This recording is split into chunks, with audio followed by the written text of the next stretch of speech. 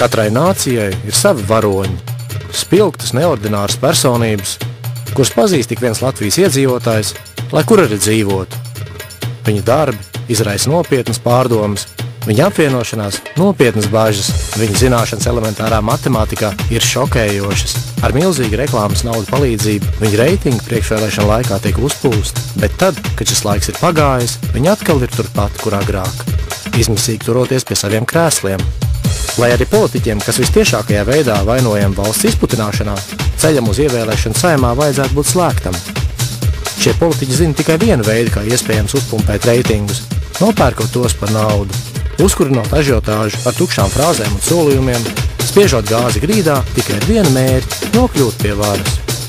Taču šoreiz tas nebūs viegli, būs grūti kvadrātā. Parastie risinājumi nelīdzēs, jo viņa politiskai karjerai ir pārvilkts krusts. Personības vērtē pēc to darbiem, sēdies 2. Personības vērtē pēc to atbildības, sēdies 2. Un šīs personības vēl ilgi paliks mūsu atmiņā.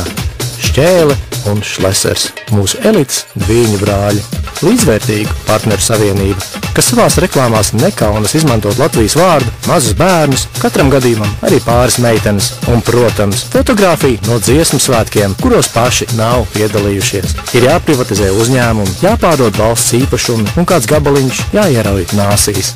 Valsts viņiem ir tikai preču zīme, kurai drīz beigsies derīguma termiņš. Mūsu nacionālie varoņi, bijušie konkurenti, kurus tagad vieno viena kopīga kaislība. Vēlme samelot vēl vienu reizi un paskatīties, cik ilgi tas vēl izdosies. Šajā valstī, kurā viņus visi tik labi jau pazīst, Šķēle un Šlesers, sēdies 2.